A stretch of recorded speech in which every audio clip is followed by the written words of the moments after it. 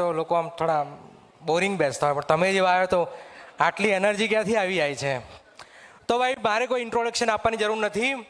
આપણી વચ્ચે જે ખજૂરભાઈ, આપણે બધા એમને ખજૂરભાઈ તરીકે જાણીએ છીએ, પણ એમનું ઓરિજિનલ નામ છે નીતિનભાઈ જાની.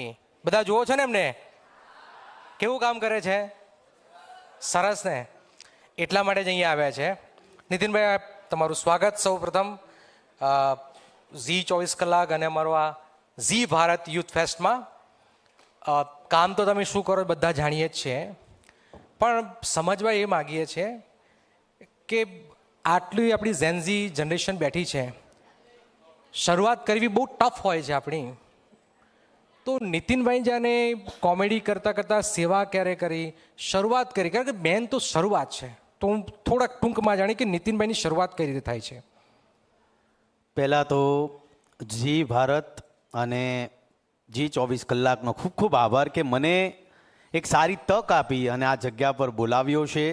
હું બહુ સાચી અને બહુ નિષ્ઠાથી એક વાત કરું છું કે જ્યારે યુથને જોઉં છું ત્યારે ઓલવેઝ મારા મનમાં પહેલી પ્રાયોરિટી એ હોય છે કે ભાઈ આ ઝેનઝી છે. આપણે હરેક લોકો બોલતા હોય ઝેનઝી, ઘણી ડિબેટો થાય છે, ઘણી ચર્ચા થાય છે, પણ સારી વિચારવા જેવી વાત એ છે કે જ્યારે ઝેનઝીને હું જોઉં છું કે આ યુથને જોઉં છું ત્યારે મને અંદરથી એવું ઓલવેઝ ફીલ થાય છે કે હું મારી રીતના એટલા ઘણા પ્રયત્ન કરું કે આપણા યુથનું સારું કઈ રીતના થઈ શકે. રહી વાત મારી શરૂઆતની, તો જ્યારે હું આ ઓલમોસ્ટ 13 વર્ષ પહેલાંની વાત કરું છું કે સોફ્ટવેર એન્જિનિયરિંગ કરતો હતો, જોબ કરતો હતો. જોબ કરતાં કરતાં એક વિચાર આવ્યો કે ભાઈ કંઈક કરવું છે. ખાલી લેપટોપની સામે બેસી રહેવું કોમ્પ્યુટરની સામે એ મને નહોતું ગમતું, એટલે મારે જાવું હતું એન્ટરટેનમેન્ટ ફિલ્ડમાં અને શરૂઆત કરી કોમેડીની શરૂઆત કરી. જ્યારે મેં એકચ્યુઅલી મારા જીવનની શરૂઆત ફિલ્મ ડાયરેક્ટરથી કરી. આવું જ રહેશે ગુજરાતી પિક્ચર હતું, એને ડાયરેક્ટ કર્યું. એ કરતાં કરતાં યુટ્યુબની શરૂઆત કરી. જ્યારે યુટ્યુબની શરૂઆત કરી ત્યારે હર એક મતલબ આ જેટલા યુથ છે તમામને કહું છું, જ્યારે તમે શરૂઆત કરો છો ત્યારે એટલા બધા હર્ડલ્સ હોય છે તમને રોકવા માટે કે આ ન કરાય, બહુ હોય છે એમાં, આ ન કરાય, આ ન કરાય. પણ એ પછી તમે શરૂઆત કરો છો એટલે એના ફાયદા અને તમને ક્લિયર રિઝલ્ટ મળે છે. જે પ્રામાણિક હોય છે, જે નિષ્ઠાથી કામ કરતો હોય છે, એને ભગવાન રોકી જ નથી શકતા, કોઈ નથી રોકી શકતું. તમને પણ કોઈ રોકવાની તાકાત નથી, જબરજસ્ત કામ કર્યા છો. પણ નીતિનભાઈ એક સવાલ એ છે કે કોમેડી કરતાં કરતાં કરતાં એવું ક્યારે લાગ્યું કે મારે આ સમાજ સેવા કરવી છે? કોમેડીથી તમે લોકોને હસાવ્યા, પણ જે તમે સમાજ સેવા કરીને એ લોકોના દિલમાં ઘૂસે, એટલા માટે આ લોકો તાલીઓ આટલી બધી વગાડી રહ્યા છે. બધા એમને ઓળખે છે, બીજા નેતા બેતા તો ઠીક છે, પણ તમને વધારે લોકો ઓળખે છે. એટલે આ ટર્નિંગ પોઈન્ટ શું હતો તમારો? ટર્નિંગ પોઈન્ટ તો જો મેં આ બહુ વેરી ક્લિયર વાત કરું છું કે હું કલાકાર હતો. જ્યારે તમે સેવા કરવા આવો છો ત્યારે ઘણા લોકોના મનમાં એવું કે ભાઈ આનો એજન્ડા શું હશે, આને આગળ જઈને નેતા બનવું છે, કાં તો તમે સેવા કરો છો તો કંઈ ચેરિટી લેવી હશે, ડોનેશન લેવું હશે. આ બધી માનસિકતાઓ હરેક લોકોના મગજમાં હોય છે જેને કંઈ કરવું નથી. પણ જ્યારે મેં શરૂઆત કરી હતી મારા મનમાં એવો કોઈ થોટ્સ નહોતો. હું સોફ્ટવેર એન્જિનિયર હતો, એન્જિનિયરિંગમાંથી હું એક્ટિંગ ફિલ્ડમાં જાઉં છું ને એક્ટિંગ ફિલ્ડમાંથી સેવામાં જાઉં છું, સેવામાંથી અત્યારે બિઝનેસમાં જાઉં છું. અત્યારે હું બિઝનેસમાં છું. તો તમારું ડેસ્ટિનેશન તમે ક્યારેય ડિસાઇડ નથી કરી શકતા.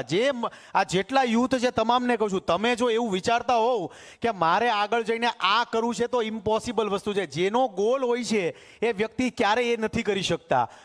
આ શરૂઆત મેં મારા ભણતરથી કરી. મેં ગુજરાતમાં ભણ્યો, મહારાષ્ટ્રમાં ભણવા જાઉં છું, ઇન્ફોસિસમાં કામ કરું છું, એન્ટરટેનમેન્ટમાં આવું છું, પાછો કલાકારની સાથે સેવા કરું છું, હવે પાછો બિઝનેસ કરું છું. મેં આ ગોલ ક્યારેય નક્કી જ નહોતો કર્યો. આ બધી વસ્તુ ડેસ્ટિની ડિસાઇડ કરતી હોય છે. એટલે જ્યારે શરૂઆત કરી મેં ત્યારે મને કોઈ એવો આઈડિયા નહોતો, પણ શરૂઆત કરી ત્યારે મને એમ લાગ્યું કે યાર છે તો આપણે ગુજરાતીને. મારી ઓલવેઝ પહેલી પ્રાયોરિટી હોય છે કે હું હંમેશા ગુજરાતની હરેક ગુજરાતીનું કંઈક સારું કરું, યુથનું સારું કરું. આ જેટલા અહીંયા બેઠા છે આ લોકો હું અત્યારે ઇવેન્ટમાં આવ્યો છું, પહેલો થોટ્સ મારો શું હતો કે હું અહીંયા આવું છું તો ઝેનઝીને એવું કહું, આ યુથને એવું કહું કે તમે ભણો છો, કદાચ તમે ક્રિએટર હો, વિડીયો બનાવો, ભણતા હો, બધી વસ્તુ કરો, પણ ગુજરાતીઓ એટલા બધા સક્ષમ છે. આ મેં પોતે અનુભવ્યું છે. હું કદાચ 7-8 વર્ષ લેટ છું બિઝનેસમાં, એટલે હું તમને કહું છું જે વ્યક્તિ પોતાના જીવનમાં ભૂલો કરતો હોય અને સામેવાળાને શીખવાડે તો તમારે શીખવું જોઈએ. મેં 7 વર્ષ ધંધામાં આવીને ભૂલ કરી છે કે 7 વર્ષ પછી હું બિઝનેસમાં આવ્યો. જો 7 વર્ષ બિઝનેસમાં હોત ને તો આજે ખજૂરભાઈ કંઈક અલગ હોત. પણ કહેવાનો ભાવ જેટલા યુથ છે તમામને કહું છું કે તમે ક્રિએટર છો, સ્ટુડન્ટ છો, તો સાથે સાથે નાનામાં નાનો બિઝનેસ કરો.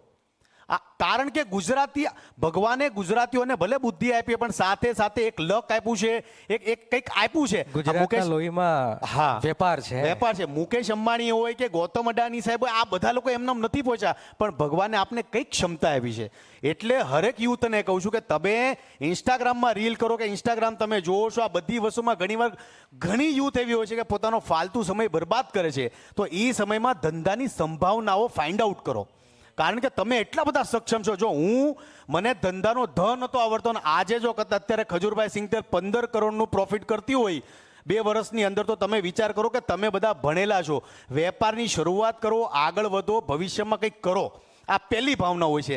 કારણ કે મારો સ્વભાવ બહુ ભોળો છે, હું હંમેશા હરેક લોકો પર તરત વિશ્વાસ કરી લઉં.